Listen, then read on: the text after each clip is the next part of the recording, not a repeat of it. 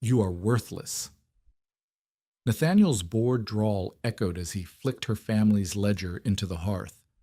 Rebecca watched the heavy calfskin binding warp and split under the flames. She tasted copper from her bitten lip, breathing in the acrid chemical stench of melting glue and scorching paper. She didn't beg. She didn't weep. Instead, a terrifying absolute stillness settled into her freezing bones. Let him enjoy the heat of her father's ashes tonight. Tomorrow she would burn his 300-year-old monopoly to the bedrock. Silence in the Duke of Arrington's study did not feel like peace. It felt like a physical weight pressing against Rebecca's eardrums, smelling faintly of lemon oil, old parchment, and the sickeningly sweet roasting duck drifting up from the manor's kitchens.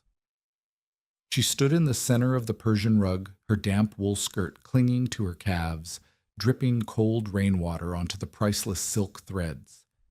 She knew the rug was worth more than her life. She knew Nathaniel Croft knew it too. He sat behind a desk carved from a single slab of imported ironwood, cleaning his fingernails with a silver letter opener. He didn't look at her. That was the point of the exercise. Make the beggar wait. Make her acutely aware of the mud drying on her boots, of the fraying cuffs of her mourning dress, of the erratic hammering pulse in her throat. Rebecca forced her jaw to unclench. Her teeth ached. She focused on the heavy gold signet ring on his right hand, the crest of a sprawling oak tree, the Croft family crest. For 300 years that tree had choked the life out of every independent merchant in the coastal province of Oakhaven. They controlled the alum mines. Without alum dye wouldn't bind to wool or silk. Without the Crofts, the weavers starved, the dyers went bankrupt, and the merchants had nothing to sell. Her father had tried to bypass them. He had spent 10 years quietly mapping a vein of crystalline alum in the jagged, unclaimed hills bordering the northern sovereign territory. He had died of a coughing fit 3 weeks ago, his lungs filled with the dust of his failure, leaving Rebecca with a mountain of debts and a single meticulously charted ledger. She had brought it here to negotiate. A naive, desperate move. "I am offering a partnership. Your Grace," Rebecca said. Her voice cracked on the final syllable. She hated herself for it. Nathaniel paused his meticulous grooming. He was a handsome man if you liked statues. Flawless pale skin, sharp cheekbones, hair the color of polished onyx. But his eyes were a pale, watery blue. The eyes of a man who had never been told no in 32 years. A partnership. He tasted the word as if it were spoiled wine. He finally looked up, his gaze dragging over her soaked shoulders, her unpinned hair, her red, chafed knuckles. "Miss Smith, you presume that because your father was a tolerated nuisance, you are entitled to be a permanent one. The deposits in the northern ridge are substantial. They sit just outside your family's chartered land," Rebecca said, pushing the words past the rising bile in her throat. "With your infrastructure and my father's maps, the yield count." "I don't need your yield." Nathaniel interrupted, his voice dropping to a bored drawl. He picked up the heavy, worn ledger she had placed on his desk minutes earlier. He held it by the corner as though it were infested with lice. "My family owns the earth beneath this province. We own the ports. We own the roads. You own wet rags and a dead man's delusions. It is mathematically sound. The assays are there. If you just read, I don't read the scribblings of insolvent peasants. He didn't toss it. Tossing it would imply passion. He simply extended his arm over the roaring hearth and opened his fingers. The ledger fell into the flames. Rebecca's breath stopped. The sound of the heavy book hitting the logs sent a spray of sparks dancing against the soot-blackened bricks. The leather binding hissed. "You are worthless," Nathaniel sneered, resting his chin on his steepled fingers. "Your father was worthless. Be thankful I don't have you thrown in the debtor's prison by morning. Now get off my rug. You're ruining the silk." Rebecca stared at the fire. The pages curled browning at the edges before erupting into bright, frantic yellow flames. 10 years of her father's life. The freezing nights he spent chipping at rock, the agonizing hours by candlelight doing trigonometry to map the subterranean faults. Gone. reduced to thermal energy warming a man who already had too much. She wanted to lunge across the desk. She wanted to drive that silver letter opener through the back of his perfectly manicured hand. The urge was so violent, so vivid, she could almost taste the coppery tang of blood on her tongue. But she didn't move. She felt the cold seep through her damp stockings. She felt the sharp pinch of a poorly mended seam in her corset biting into her ribs. She was 24, utterly alone and financially ruined. Heroics belonged in cheap tavern songs. In the real world, lunging at a duke got you hanged. So Rebecca watched the ledger burn. She watched until the spine collapsed and the pages turned to brittle, glowing ash. The smell of burning hide and scorched paper filled the room, overpowering the lemon oil. "I will see myself out," Rebecca said. Her voice was eerily steady, flat, hollowed out. She didn't offer a curtsy. She just turned on her heel, the wet wool of her skirt heavy against her legs, and walked toward the heavy oak doors. "See that you leave the city, Miss Smith?"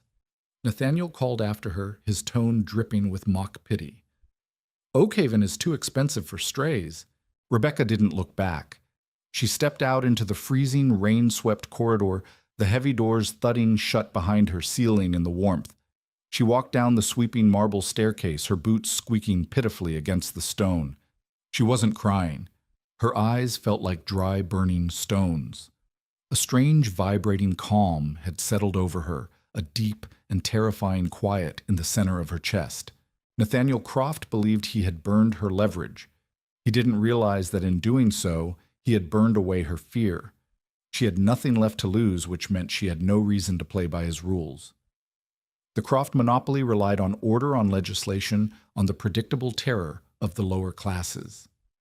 She pushed open the heavy brass-studded doors of the manor and stepped out into the howling storm. The icy rain hit her face like slaps, washing away the stench of beeswax and superiority. She wasn't going to leave Oakhaven. She was going to bleed it dry. The dyer's district smelled like piss and boiling cabbage. It wasn't a metaphor. The guild legally collected the city's chamber pots to use the ammonia in their vats. It was a suffocating, eye-watering stench that clung to the brickwork, the cobblestones, and the lungs of anyone who lived there. 2 days after her visit to the Duke, Rebecca sat in the corner of the Rusty Anchor, a tavern that managed to smell worse than the streets outside. The floor was coated in sawdust to absorb the spilled ale and whatever else the patrons dragged in. She nursed a mug of something that claimed to be cider, turning the wooden vessel in her hands. The wood was slick with grease. Her stomach gave a hollow, aching rumble. She had pawned her mother's silver locket, the last valuable thing she owned, to rent a freezing attic room and buy a week's worth of stale bread. She needed a smuggler. Not just any smuggler. She needed a man who hated the Crofts as much as she did, but was smart enough to stay alive. She needed Garfield Vance, no, she needed Garfield Fletcher. Garfield was a former guildmaster who had been ousted and publicly flogged when the Crofts suspected him of withholding taxes on imported silk. Now he moved untaxed goods through the treacherous, fog-choked waterways of the weeping marshlands to the south. He walked into the tavern 20 minutes late, bringing a gust of damp, salty air with him. He was a large man, barrel-chested, with a tangled beard the color of rusted iron and a jagged scar cutting through his left eyebrow. He looked like a man who solved arguments with a brick. He slid onto the bench opposite Rebecca, making the cheap wood groan. He didn't order a drink. He just stared at her with dark, bloodshot eyes. "You're Arthur Smith, kid," Garfield grated. His voice sounded like rocks grinding together at the bottom of the sea. "I am Rebecca. Your old man owed me 10 shillings. My father is dead." Rebecca reached into her cloak and slid a single silver coin across the sticky table. It was half of her remaining capital. "Here's 5. Consider it a down payment on my employment of your services." Garfield didn't touch the coin. He looked at it, then at her frayed cuffs, then at the bruised bags under her eyes. "I don't run charity barges, little bird, and I don't run foolish errands for grieving daughters. Whatever you're plotting against Arrington, swallow it. The Duke owns the magistrates. He owns the river guard." "He doesn't own the mudflats at low tide," Rebecca said quietly. Garfield's eyes narrowed. The ambient noise of the tavern drunken shouting the clatter of pewter mugs seemed to fade. Nobody runs the mud flats. The drafts are too shallow. A barge gets stuck. You're sitting ducks when the sun comes up. Not a standard draft barge, Rebecca said, leaning forward. She didn't realize how tightly she was gripping her mug until her knuckles burned. Flat-bottomed punts, the kind the eel catchers use. They draw less than 6 inches of water. You can't move enough cargo on an eel punt to make it worth the blistered hands. You can if the cargo is worth 10 times its weight in gold. Garfield scoffed a harsh sound in the back of his throat. But you found a spice route in the sewer's alum.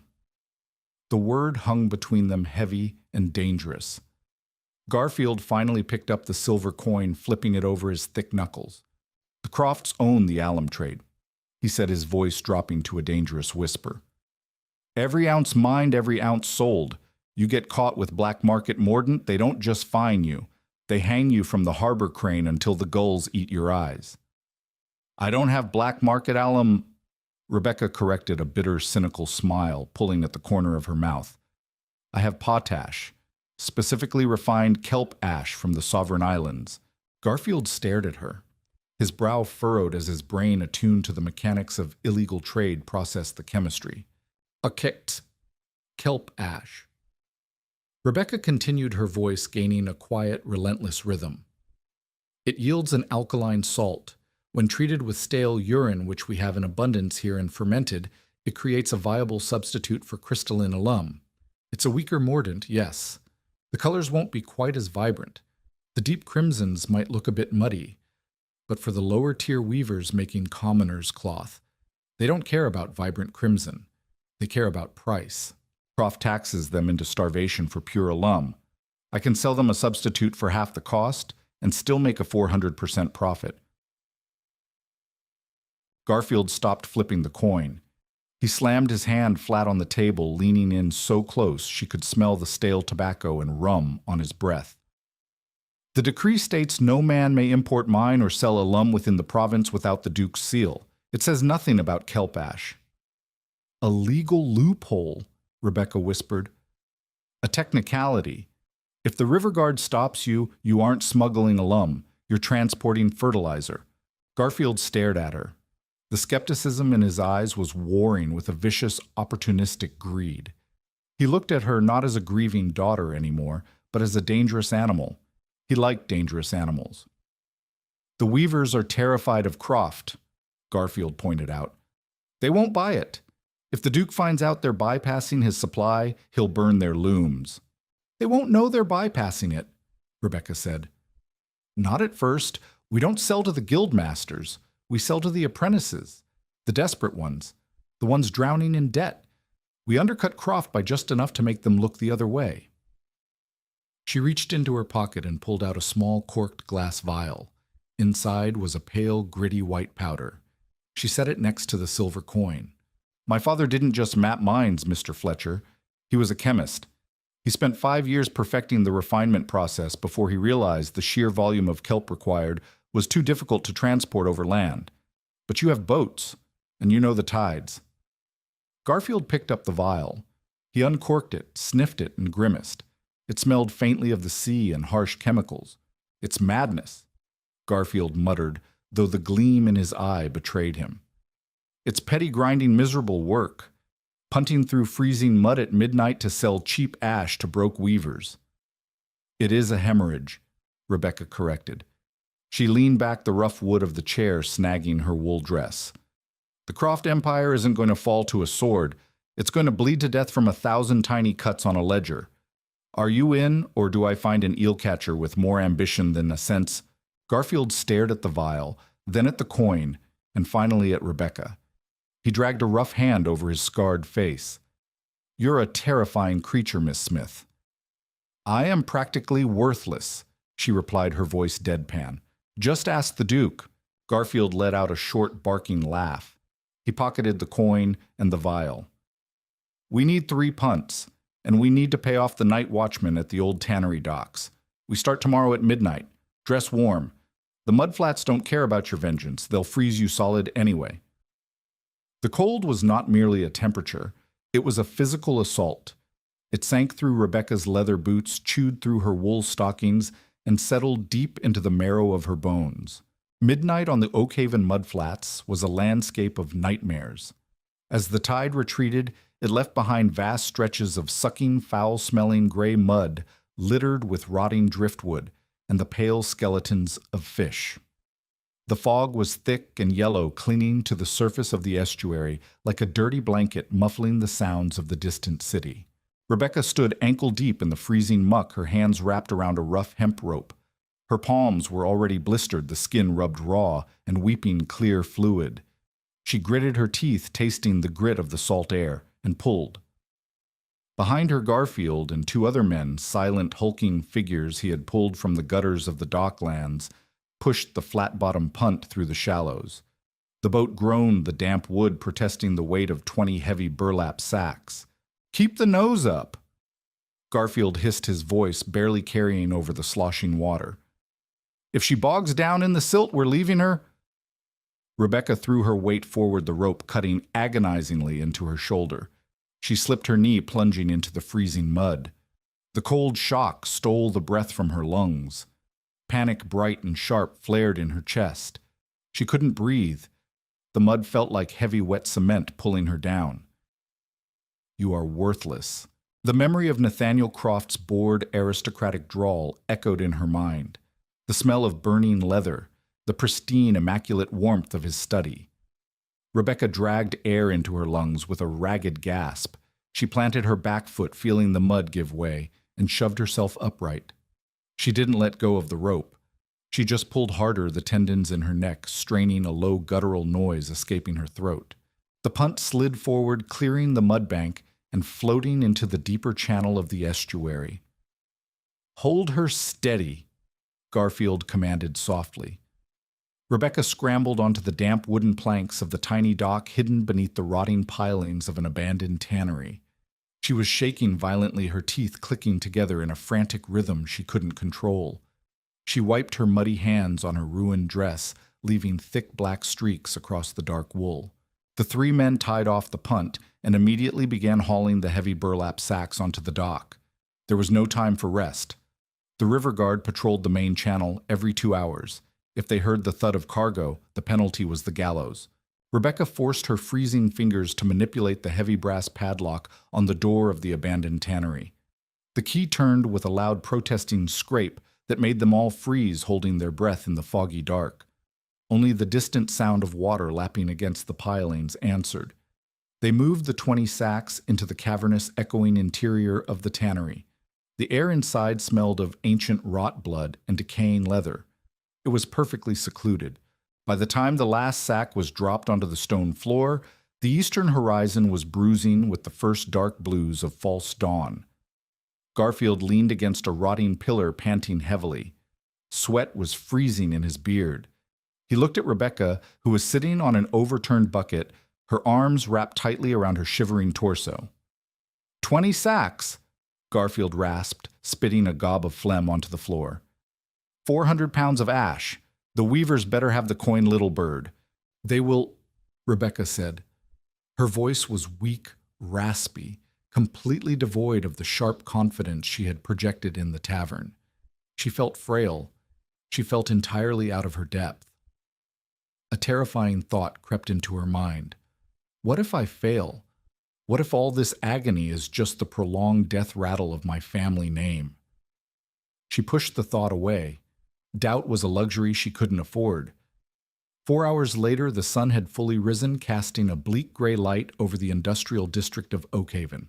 Rebecca stood in the alleyway behind the shop of Master Weaver Elias Cobb. Cobb wasn't a guild master. He was a desperate man struggling to meet his quotas.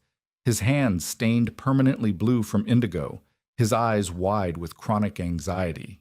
He stood in the damp alley inspecting the small open sack of gray powder Rebecca had brought him. "It's not crystal," Cobb said nervously, his voice trembling. He looked around as if expecting the Duke's guards to materialize from the brickwork. "It feels oily. It's refined kelp ash and alkali," Rebecca explained calmly. She had washed her face at a public pump, but mud still crusted the hem of her skirts. It works just as well for dark dyes, navy blues, deep browns, blacks. It will bind the color to the wool. If the inspectors find it, the inspectors test for alum reserves, Rebecca cut in smoothly. This isn't alum. They won't recognize it. It leaves no crystalline residue, and I'm selling it to you for 4 pence a pound. Cobb stopped. He stared at her, blinking rapidly. 4 pence Croft charges 10. I am aware. Rebecca maintained direct eye contact, refusing to let the exhaustion show on her face. You buy from me, you cut your mordant overhead by more than half. You can pay your debts. You can feed your apprentices meat instead of gruel. Or you can go back to buying from the Duke and bankrupt yourself by winter. It was a cruel calculation. She was preying on his desperation just as much as Croft did. The realization settled in her stomach like a cold stone. She wasn't a hero saving the lower class. She was a parasite offering a slightly less lethal infection. The internal contradiction chafed against her conscience, but she locked it down. Morality didn't balance ledgers.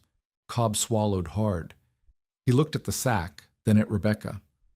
I'll take 50 pounds. If it holds the dye in the wash, I'll take 100 next week. Have the coin ready by nightfall, Rebecca said. She walked away before he could change his mind. When she returned to the abandoned tannery that evening, Garfield was waiting. She dropped a small leather-heavy pouch onto a wooden crate. The coins inside clinked a heavy, beautiful sound. Garfield untied the pouch and peered inside. A slow, terrifying grin spread across his scarred face. Well, I'll be damned. The little bird has talons. Rebecca didn't smile. She looked at her raw, blistered hands. They were trembling slightly. This is nothing, she whispered, staring into the dark corners of the tannery. This is one weaver, 0.01% of Croft's income. It's a drop of water in the ocean. Aye. Garfield agreed, tying the pouch shut. But it's the first drop of poison, and poison spreads. Rebecca looked up, her expression hardening into something cold and brittle. She wasn't an innocent merchant's daughter anymore. The mud of the estuary was under her fingernails. The metallic tang of treason was in her mouth. We need more boats, Rebecca said quietly, and we need to buy all the piss in the lower wards before the guild does. Tomorrow we take the dyers. Ammonia fumes hit the back of Rebecca's throat like a physical blow, thick and corrosive. The abandoned tannery no longer smelled merely of rot. It smelled of sharp, violent chemistry. 6 massive wooden vats salvaged from a defunct brewery now dominated the main floor. Inside them, the kelp ash dissolved into hundreds of gallons of stale urine, fermenting into the alkaline mordant that was slowly financing her war. She stood over the third vat, a heavy wooden paddle gripped in her raw, calloused hands. Her shoulders screamed with lactic acid fire as she dragged the paddle through the sludgy gray mixture. A stray bubble breached the surface and popped, sending a microscopic spray of caustic liquid onto her cheek. It stung like a hornet's sting. Rebecca didn't drop the paddle. She wiped her face on the rough shoulder of her ruined woolen shawl and kept stirring. Garfield Fletcher walked into the cavernous room, pulling a heavy canvas tarp shut behind him to block the biting coastal wind. He looked exhausted. His beard was plastered to his chin with sweat and sea spray, but his eyes held a feverish, manic energy. The night soil carters took the bribe. Garfield announced, his voice echoing off the damp stone walls. He dropped a heavy sack of raw kelp onto the floor with a dull thud. 3 more wagons diverted from the Dyers Guild. They'll drop the barrels at the South Side Alley an hour past midnight. Cost us double the usual rate, though. The carters are getting skittish. Pay them triple if you must, Rebecca said. Her voice was raspy, stripped of its former upper-middle-class polish by weeks of screaming over the howling estuary winds. She leaned her weight against the paddle, letting her burning arms rest for a fraction of a second. The Dyers Guild relies on that ammonia to process the Duke's alum. If we starve them of their raw materials, their production slows. When their production slows, the weavers can't buy dyed thread. It creates a bottleneck. Croft will feel it. Garfield walked over to a makeshift desk constructed from stacked crates. He uncorked a clay jug of cheap ale and took a long, greedy swallow. He watched her work, his expression unreadable. "You're running yourself into the ground, little bird," he muttered, wiping his mouth with the back of his hand. "You've lost half a stone since we started. You look like a ghost haunting a sewer." "Ghosts don't have to balance ledgers," Rebecca replied flatly. She pulled the paddle from the vat and rested it against the rim. It had been 6 weeks since she stood in Nathaniel Croft's pristine study. 6 weeks of sleeping on a straw pallet in a freezing attic, waking before dawn, and slipping into the underworld of Oakhaven. The operation had grown with terrifying speed. What started as one weaver had metastasized into 20, then 50. The lower-tier artisans, the ones drowning in Croft's inflated alum taxes, had quietly shifted their loyalties. They whispered her name in back alleys, the Ash Maiden. It was a stupid romanticized moniker for a woman who spent her days smelling of piss and seaweed, but it offered them a glimmer of hope. It was a false hope, of course. Rebecca knew the math. She walked over to the crates, her boots sticking slightly to the damp floor. She pulled a small leather-bound notebook from her apron pocket, a cheap replacement for the one the Duke had burned. She flipped through the pages, her eyes scanning the neat columns of numbers. "Cobb owes us for the last shipment," she murmured, tracing a line with a broken piece of charcoal. "And Masterson is holding back. He claims the last batch of ash was too gritty, that it spotted his wool." "Masterson is a liar," Garfield growled. "He's drinking his profits at the tavern. You want me to send one of the boys to break his thumbs?" Rebecca stopped. She stared at the charcoal smudged across her thumb. The proposition hung in the air, cold and utterly ordinary within the walls of the tannery. 6 weeks ago, the idea of ordering a man mutilated over a delayed payment would have made her violently ill. Now a cold, calculating part of her brain actually weighed the logistical benefit against the risk of drawing the city watch. "No," Rebecca said quietly, the word tasting like ash. "No thumbs. Cut his supply. Let him go back to buying Croft's alum at full price. When he defaults on his guild dues and faces the debtor's prison, he will come crawling back. Then we charge him a 20% late fee." Garfield let out a low whistle. "Remind me never to owe you money. You're colder than the river." Rebecca closed the notebook. Her stomach churned, a sudden sickening wave of self-disgust rising in her throat. She wasn't just breaking the Duke's monopoly, she was replacing it. She was utilizing the exact same levers of debt and desperation that had killed her father. She was becoming the very monster she was trying to destroy. She looked down at her hands. The nails were chipped, stained a permanent sickly yellow. "I am a businesswoman, Mr. Fletcher," she said, her voice devoid of any emotion. "The Duke taught me the rules of the market. I am simply applying them." Wood splintered with a sound like a gunshot. Rebecca flinched, pressing her back flush against the damp, moss-slicked brick of the alleyway. The freezing rain of late November drummed relentlessly against her woolen hood, but she barely felt it. Her entire focus was locked on the violent scene unfolding across the narrow cobblestone street. 4 men wearing the heavy brass-button coats of the Duke's River Guard had just kicked in the door of a small weaver's shop. The sign above the door read, "H. Miller and Sons." Miller was one of her best clients. He bought 50 pounds of ash a week. A breathless, ragged scream echoed from inside the shop, followed by the heavy thud of overturning furniture. Rebecca's heart hammered a frantic rhythm against her ribs. She tasted copper. She had known the Duke would eventually notice the discrepancy in his ledgers. You couldn't siphon 20% of a city's mordant market without the overseer spotting the dip in their alum sales. But she had anticipated a bureaucratic inquiry, a quiet audit of the guilds. She hadn't anticipated Nathaniel Croft sending heavily armed thugs to shatter looms. A man was dragged out of the shop by his collar, his knees scraping painfully against the wet cobblestones. It was Miller. His face was bruised, a thin trail of dark crimson leaking from his nose. His 2 young sons stood in the ruined doorway sobbing hysterically. A tall man stepped out of the shop behind Miller, casually dusting wood shavings from the sleeve of his tailored coat. It wasn't the Duke himself, but his chief enforcer, a brutal ex-mercenary named Captain Harland. "Your ledger shows you produced 300 yards of dyed wool this month, Miller," Harland said. His voice was terrifyingly calm, carrying easily through the rain. "Yet the guild records show you purchased only enough alum to process 50 yards. This implies you are either a miracle worker or you are sourcing untaxed mordant from a smuggler." I stretched the alum, sir," Miller sobbed, spitting blood onto the stones. "I watered it down. The colors are weaker, I swear it." Harland sighed a sound of profound disappointment. He drew a heavy oak truncheon from his belt. "The Duke does not tolerate liars, Miller, and he certainly does not tolerate thieves stealing his tax revenue."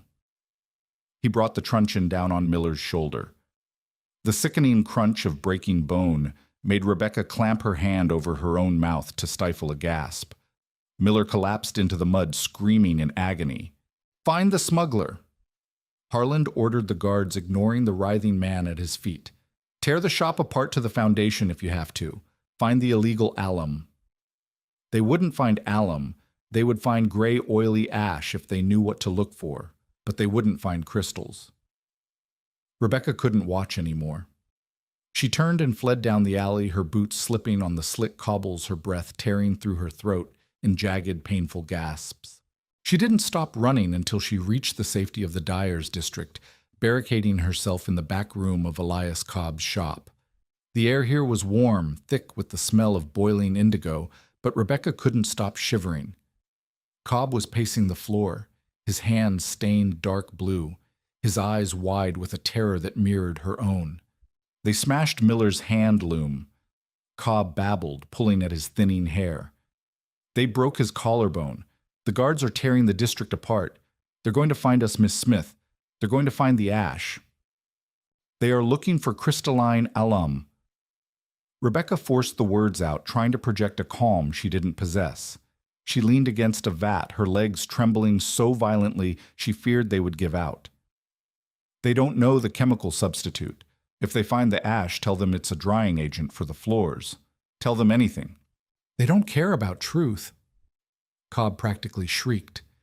He stopped pacing and lunged toward her, stopping just inches away.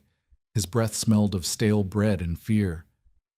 "The Duke ordered a purge. He doesn't need proof. He just needs a scapegoat. I can't do this anymore. I'm done. I'll pay the back taxes. I'll take a loan from the usurers." "If you go to a usurer, you will lose your shop in 3 months," Rebecca said, her voice dropping to a harsh whisper. "You will be a beggar in the street. Better a beggar than hanging from the harbor crane." Cobb spat. He pointed a trembling blue-stained finger at her. "You promised us a way out. You promised us safety under the Duke's nose, but you're just using us to poke a sleeping bear." The accusation hit her like a physical blow. It was the absolute, undeniable truth. Rebecca looked at Cobb. She saw the lines of exhaustion around his eyes, the fraying cuffs of his shirt, the desperate trapped animal panic in his posture. He was a good man, a father, and she had tied a noose around his neck for the sake of a burned ledger. She wanted to release him. She wanted to tell him to burn the ash and beg the Duke for mercy. It was the only moral choice left. But if Cobb broke, the others would follow. The cartel would collapse, the tannery would be discovered, and Nathaniel Croft would win. He would sit in his lemon-scented study, immaculate and untouched, while the people of Oakhaven continued to bleed for his profit. The vibrating calm, the same terrifying quiet she had felt in the Duke's study, settled over her once again. It froze the guilt in her chest, locking it away behind a wall of pure, cynical calculation. "You aren't quitting, Elias," Rebecca said softly. Cobb blinked, taken aback by the sudden drop in her temperature. I told you I am done." "No, you aren't." Rebecca stepped forward, forcing him to take a step back. She didn't raise her voice. She didn't have to. "You owe me 40 shillings for the last shipment. If you default, I will anonymously send a letter to Captain Harlan detailing exactly where you keep your hidden ledger, the one that proves you haven't paid full taxes in 2 months. Cobb stared at her, all the blood draining from his face. The defiance crumbled, replaced by absolute hollow horror. You You wouldn't. We had an agreement. We have a business arrangement. Rebecca corrected the words, tasting like poison on her tongue. You are bound to my supply line until the end of the quarter. Keep your mouth shut, hide the ash, and weather the storm. If you try to run, I will make sure you fall. She turned and walked out of the shop, stepping back into the freezing rain. She pulled her hood up, hiding her face from the street. She walked for a long time, the rain soaking through her cloak, chilling her to the bone. She passed a puddle and caught a fleeting reflection of herself in the murky water. She didn't look like her father anymore. She didn't look like a grieving daughter. She looked exactly like Nathaniel Croft. Coins did not smell like victory. They smelled of rust-stale sweat and the greasy residue of 1,000 desperate hands. Rebecca sat at a heavy oak table in the windowless back room of a rented warehouse, dragging her raw thumbnail across a towering stack of silver shillings. The friction made a dull, grinding click that vibrated up her forearm. It had been 6 months since she stood dripping on the Duke's Persian rug. 6 months of living like a rat in the walls of Oakhaven. They had abandoned the tannery in January. The operation had grown too massive, the volume of alkaline ash too dense to hide in one location. They now processed the mordant in 4 separate basements across the city's underbelly, moving the finished powder in hollowed-out casks of salted cod. The stench of the fish was nauseating. It clung to Rebecca's hair, settled deep into the fibers of her new wool coats, and flavored her tea. No amount of scalding bathwater could wash it away. But the cod masked the ammonia, and the money flowed in a torrential, terrifying river. Garfield Fletcher pushed through the heavy iron-reinforced door, letting in a draft of humid, late-spring air. He dropped a canvas sack onto the table. It hit the wood with a heavy, muted thud that made the stacks of silver shiver. The northern weavers paid up. Garfield grunted. He pulled out a wooden chair and collapsed into it, his large frame groaning against the joints. The scarred smuggler was wearing a coat of fine, dark broadcloth now, though he still looked like a thug stuffed into a gentleman's wardrobe. That's 300 pounds sterling. Gold, not silver. They didn't even haggle. Rebecca didn't look at the sack. She stared at her hands. The calluses on her palms had hardened into thick yellowed ridges. The trembling, terrified girl who had pawned her mother's locket was gone, replaced by a rigid, hollowed-out architect of financial ruin. "In the harbor?" Rebecca asked, her voice quiet and flat. "3 of Croft's merchant galleons are sitting at anchor." Garfield set a dark, predatory grin, splitting his beard. "They've been there for 11 days. The harbor master says they are fully loaded with crystalline alum from the eastern mines. But the Duke won't order them unloaded. Because his warehouses are already full," Rebecca murmured, finally looking up. A sharp electric thrill spiked in her chest, cutting through the exhaustion. It was happening. Economics was a merciless physics.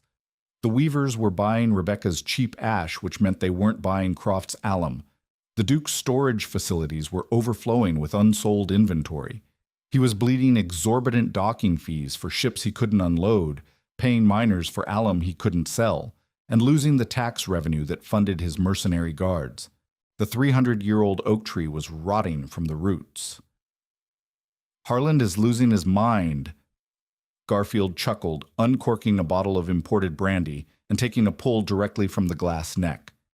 "His river guards are tearing apart the docks looking for smuggled alum, but they don't know they're looking for fish barrels full of gray dirt.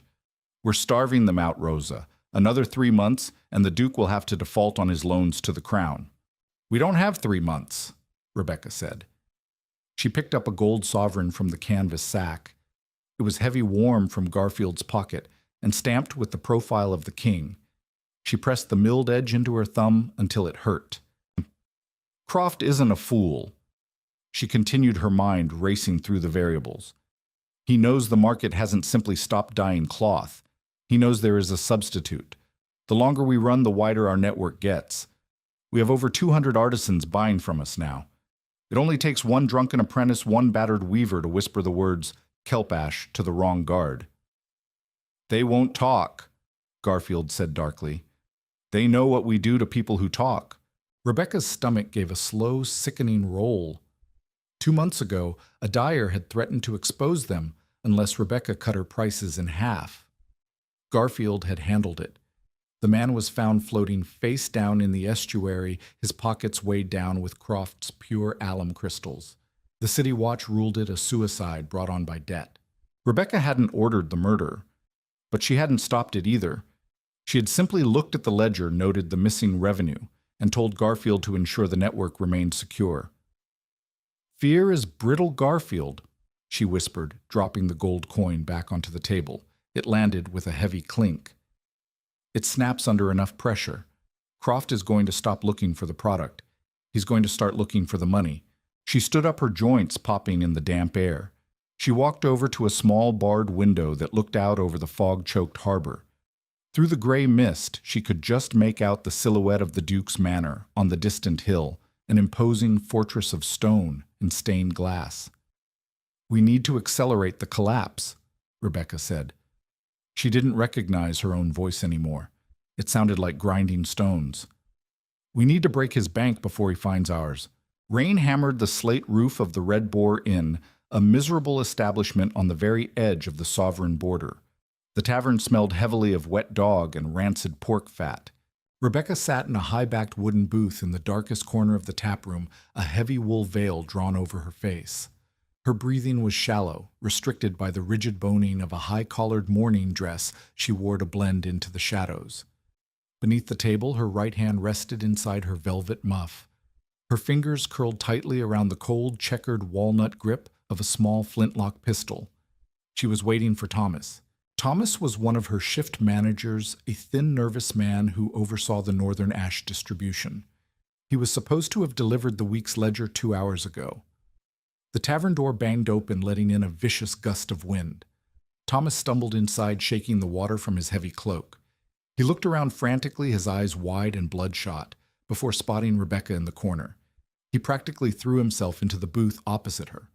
"You're late," Rebecca stated. She didn't remove her hand from the muff. "The roads." Thomas gasped, his chest heaving, as if he had run the entire 5 miles from the city gates. He wiped rain from his pale forehead, leaving a streak of grime. "The river guard. They set up checkpoints on the northern bridge. They were searching every wagon, checking for false bottoms." Rebecca went perfectly still. The ambient noise of the tavern, the clattering plates, the drunken laughter seemed to drop away, leaving only the sound of Thomas's ragged breathing and the drumming rain. "Searching for what specifically?" she asked softly. "Ash," Thomas whispered, leaning in so close she could feel the heat radiating off his panicked skin. "Harlan's men. I heard them talking to a carter. They weren't looking for alum. They were looking for alkaline ash." The bottom dropped out of Rebecca's stomach. A cold, absolute terror spiked through her nervous system. The Duke knew. He didn't know who she was yet, but he knew the mechanism of his destruction. Someone had talked. Someone had broken under the pressure or sold the secret for a handful of silver. "Did you bring the ledger?" Rebecca asked. Her voice was terrifyingly steady, a sheer act of willpower masking the panic threatening to paralyze her. "Yes," Thomas said, reaching into his soaked coat. "I have it right here. But Miss Smith, we have to shut down the northern vats. If they know about the ash, it's only a matter of time before they start tracking the kelp shipments from the coast. We are completely exposed." He pulled a small, oilskin-wrapped book from his inner pocket and slid it across the sticky, scarred wood of the table. As Thomas leaned forward, his heavy wool cloak parted slightly. The heat of his body pushed a pocket of trapped air across the table directly into Rebecca's face. She smelled wet wool. She smelled stale tobacco. And beneath it all, faint but unmistakable, she smelled the sharp, expensive scent of lemon oil and beeswax. The air in Rebecca's lungs turned to crushed glass. It was the exact scent of the Duke's study. It was a fragrance reserved exclusively for polishing the imported ironwood furniture in Arrington Manor. A Dockland shift manager would never, under any circumstances, come into contact with it, unless he had recently sat in a very specific chair in a very specific room. Rebecca didn't look at the ledger. She kept her eyes locked on Thomas's pale, trembling face. "Thomas," she said, her voice dropping to a whisper so quiet he had to strain to hear it over the rain. "Why does your coat smell like the Duke's drawing room?" Thomas froze. His hand, which had been resting on the table, twitched violently. The terrified, frantic expression on his face fractured, shifting into something cornered and incredibly dangerous. He didn't answer. He didn't try to explain it away. He just stared at her, his eyes darting frantically to the heavy wool veil obscuring her features. He was a trap. The checkpoints weren't real. The panic was an act. Captain Harlan had turned him, and Thomas had come here to hand over the ledger, a ledger that was likely filled with marked pages, or perhaps served as a signal for the men waiting outside in the freezing rain. Rebecca's thumb pulled back the heavy iron hammer of the flintlock inside her muff. It clicked twice. The sound was deafeningly loud in the confined space of the booth. Thomas swallowed hard, his eyes dropping to the velvet muff resting on her lap. "Miss Smith." "Who is outside?" Rebecca asked, her tone devoid of all humanity. She sounded like a machine, a ledger balancing itself in real time. "Just two of Harlan's men." Thomas choked out a tear mixing with the rainwater on his cheek. They took my daughter Rebecca. They said if I didn't bring them the head of the Ash Maiden, they would send her to the debtor's workhouse. I had no choice. Please." A wave of profound, suffocating exhaustion washed over her. She looked at this broken man, this desperate father, doing the exact same thing she had done, whatever it took to survive the Crofts. A year ago, she would have wept for him. She would have tried to find a way to save his daughter. But a year ago, she hadn't known the smell of burning leather. "There is always a choice, Thomas," Rebecca said softly. "You just made the wrong calculation." She didn't shoot him. The gunshot would bring the guards crashing through the doors before she could escape out the kitchen window. Instead, she slowly stood up, sliding the flintlock back into the deep pocket of her skirts. She picked up the oilskin-wrapped ledger. "Tell Harlan you couldn't find me," Rebecca said, stepping out of the booth. "Tell him the Ash Maiden didn't show." "He'll kill me," Thomas sobbed, pressing his hands to his face. "He'll kill my little girl." Rebecca stopped. She looked down at him, feeling the absolute rot in her own soul. The internal contradiction was tearing her apart. She was destroying the Duke to save people like Thomas, but she had to destroy Thomas to reach the Duke. "I know," Rebecca whispered. She turned and walked toward the swinging doors of the tavern kitchens, leaving him crying in the dark. She slipped out the back alley just as the heavy front doors of the Red Boar shattered inward under the boots of the Duke's men.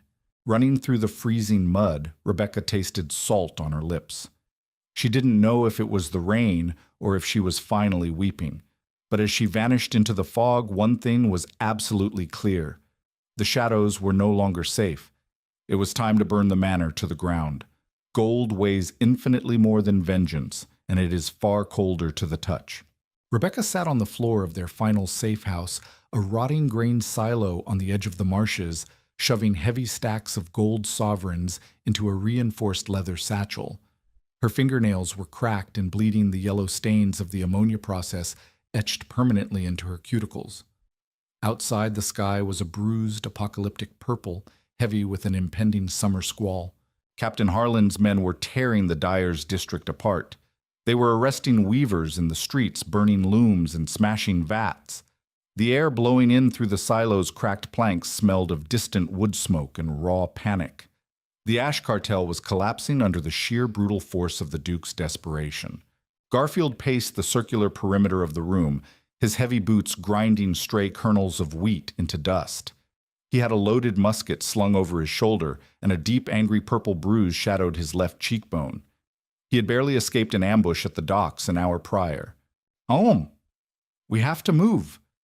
Garfield grated, stopping, to peer through a knothole in the timber. "Harlan is squeezing Cobb right now. Cobb is a coward, Rosa. He'll give them this location before the sun sets. We take the gold, we buy passage on a smuggler's brig to the Sovereign Islands, and we vanish." Rebecca didn't look up. She kept stacking the coins. Clack, clack, clack.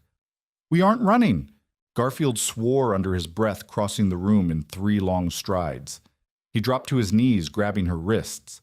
His hands were massive, rough as sandpaper, but his grip was surprisingly gentle. He forced her to stop moving. He forced her to look at him. "You broke his supply chain."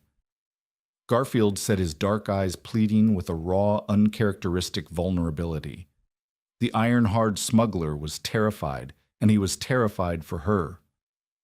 "His warehouses are full. His ships are sitting in the harbor rotting. You won. Now let it go before he puts your head on a pike." Rebecca stared at Garfield's hands holding hers. She felt the heat radiating from his palms, a sudden sharp contrast to the freezing damp of the silo. For 7 months, he had been her shadow. He had bled for her, lied for her, and committed atrocities to protect the ledger. It wasn't just a business arrangement anymore. It was a twisted, bruised intimacy forged in the dark.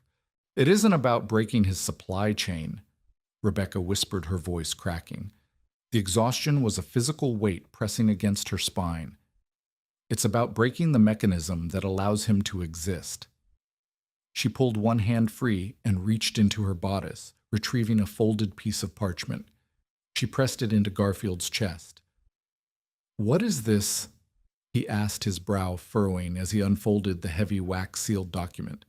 "The Duke operates on immense leverage." Rebecca explained, her words mechanical and precise, a shield against the rising terror in her own throat. "He borrows heavily from the Crown's regional bank in the capital to maintain the alum mines during the winter, expecting to pay it back with the spring dye taxes. He hasn't collected those taxes.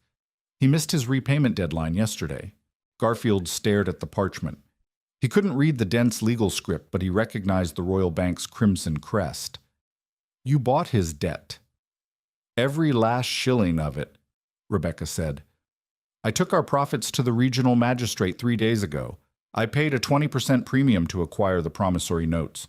The Royal Bank didn't care who bought it as long as their ledgers balanced." Garfield dropped the paper. He looked at her as if he were seeing a ghost. "You own Arrington Manor. You own the mines. If I call in the debt today, yes.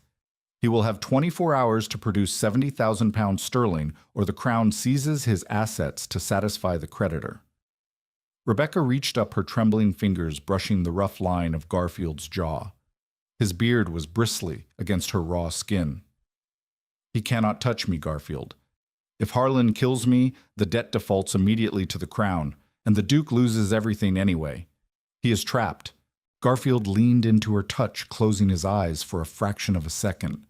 The tension in his massive shoulders broke, leaving only a bone-deep weariness. When he opened his eyes, they were dark with a fierce, possessive sorrow. "You turned yourself into a monster to beat him," Garfield whispered roughly, his thumb brushing a streak of soot from her cheek. "You ruined your soul for a ledger." "I know," Rebecca said. A single hot tear escaped her eye, cutting a clean track down her filthy face. "Will you walk with me into the fire anyway?" Garfield let out a rough, bitter laugh. He stood up, pulling her to her feet with him. He didn't offer a flowery vow. He just picked up his musket and checked the primer. "I'll drive the carriage." Mahogany doors do not stop the cold when it comes from the inside. The air in the Duke of Arrington's study smelled sour. The sharp, clean scent of lemon oil was entirely masked by the stench of stale, brandy, unwashed clothes and the distinct metallic tang of human panic. Rebecca stood on the exact same Persian rug she had dripped rainwater onto 7 months ago. She was not wearing morning clothes today. She wore a tailored coat of midnight blue velvet dyed with her own alkaline ash, and her hair was pinned back in sharp, unforgiving lines. Nathaniel Croft sat behind his ironwood desk. He looked 50 years old instead of 32. The flawless pale skin was sallow, bruised with exhaustion. His onyx hair was greasy, hanging in his eyes. He was hunched over a pile of ledgers, a half-empty decanter of brandy acting as a paperweight. He didn't look up when the heavy oak doors clicked shut behind her. "I told Harland I am not to be disturbed until the city is burned to the bedrock." Nathaniel slurred his voice, devoid of its former aristocratic drawl. It was just the whine of a cornered animal. "Harland isn't here, Your Grace," Rebecca said quietly. "He is currently surrendering his weapons to the Royal Magistrate's guard in your courtyard." Nathaniel froze. Slowly, agonizingly, he raised his head. His watery blue eyes widened, trying to process the apparition standing in his study. He looked at her velvet coat. He looked at her raw, chemical-stained hands. He looked at her face. Recognition hit him like a physical blow. He lunged backward, his chair scraping violently against the floorboards. "You—" he gasped, his chest heaving. The Smith girl. You are the Ash Maiden. I am your primary creditor," Rebecca corrected. She stepped forward, the heels of her boots sinking into the silk rug. She reached into her coat and pulled out the thick stack of royal promissory notes. She dropped them onto the ironwood desk. They landed with a heavy final thud. Nathaniel stared at the crimson seals. His hands began to tremble. He reached out, his manicured fingers hovering over the parchment as if it were a coiled viper. This is a forgery," he whispered, a desperate, hysterical edge bleeding into his voice. "The bank wouldn't sell my debt to a peasant, to a smuggler. The bank sold it to an incorporated trading company of which I am the sole proprietor." Rebecca said, her voice devoid of triumph. She felt nothing, no joy, no vindication, just a hollow, echoing emptiness. "You owe me 70,000 pounds sterling payable immediately. I'm officially calling in the debt. I don't have it." Nathaniel spat, the aristocratic veneer shattering completely. He stood up, knocking the brandy decanter over. The amber liquid spilled across his ledgers, soaking into the paper. "My ships are trapped. The weavers won't buy the alum. You engineered this. You poisoned my city." "I offered you a partnership," Rebecca said, her tone deadpan. "You told me I was worthless." Nathaniel stumbled around the desk. His eyes darted around the room, looking for a weapon, looking for a guard, looking for an exit that didn't exist. He stopped a few feet from her, his breathing ragged. Suddenly his expression changed. The panic warped into a grotesque, manipulative softness. "We can fix this," Nathaniel pleaded, holding his hands up, palms exposed. "You are brilliant, Rebecca. Truly. You outplayed me. But you don't have the bloodline to hold this estate. The other nobles will tear you apart. Marry me. Consolidate the debt into my name. We rule Oakhaven together. You will be a duchess." Rebecca looked at him. She saw the pathetic hollow core of the man who had ordered weavers beaten and merchants drowned. He thought power was about titles. He didn't understand it was about leverage. "I don't need a duchess's crown," Rebecca said softly. She stepped closer, invading his space, forcing him to smell the faint scent of fish and ammonia that still clung to her skin. "I just need your pen." She pulled a single unsealed document from her pocket and laid it over the spilled brandy. "This is an absolute transfer of all Alim mining rights, port authorities, and guild taxation charters in the province of Oakhaven, effectively surrendering them to the artisan guilds as a public trust," Rebecca dictated. "Sign it, and I will forgive the debt. You keep this manor. You keep your title. But you will never tax another loom as long as you live." Nathaniel stared at the paper. It was a death sentence for his legacy. The 300-year-old Croft monopoly reduced to a signature in spilled liquor. "And if I refuse—" He whispered, tears of absolute humiliation pooling in his eyes. "Then the royal guard drags you out of here in chains, you die in a debtor's cell, and I take the mines anyway." Rebecca picked up the silver letter opener from his desk, the exact one he had been cleaning his nails with 7 months ago. She held it out to him, handle first. "Your choice, your grace." Nathaniel Croft took the silver blade. His hand shook so violently he nearly dropped it. He dipped a quill into the inkwell, the nib scratching harshly against the parchment. He signed his name. When he finished, he collapsed back into his chair, burying his face in his hands, weeping openly. Rebecca didn't smile. She picked up the damp parchment, folded it, and placed it in her pocket.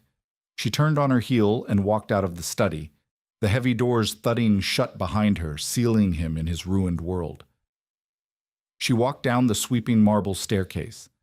The silence of the manor felt different now. It didn't feel like a weight. It felt like a tomb. She pushed open the heavy brass-studded doors and stepped out into the courtyard. The rain had stopped. The air smelled clean-smelling of wet earth and crushed grass. Garfield was leaning against the wheel of a rented carriage, smoking a hand-rolled cigarette. The royal guards were marching Harland away in the background, their armor clanking against the cobblestones. Garfield dropped the cigarette and crushed it under his boot as she approached. He didn't ask what happened. He just looked at her eyes. "It's done," Rebecca said quietly. Garfield nodded slowly. He reached out his massive hand, wrapping gently around the back of her neck, pulling her forehead to rest against his chest. She closed her eyes, breathing in the scent of gunpowder tobacco and the sea. It was the smell of survival. She had burned the monopoly to the ground. The ledgers were balanced. But as she stood in the courtyard of her ruined enemy, Rebecca knew she would spend the rest of her life trying to wash the ash from her hands. If you felt the burn of this betrayal and the cold calculation of revenge hit that like button, share this story with someone who loves a dark, grounded historical drama where the hero gets their hands dirty. Don't forget to subscribe to the channel for more immersive, gritty storytelling and drop a comment below.